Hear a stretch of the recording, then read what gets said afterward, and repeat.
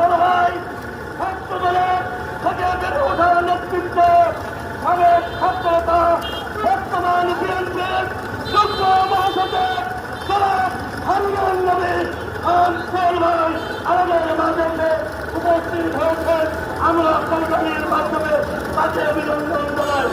আমরা অভিনন্দন জানাই ময়মনসি দক্ষিণ বিভাগের সংগ্রামী ভাই বাবলু ভাইকে আজকের এই সম্মেলনের প্রধান অতিথি বিএনপির স্থায়ী কমিটির অন্যতম সদস্য আমাদের সাবেক মন্ত্রী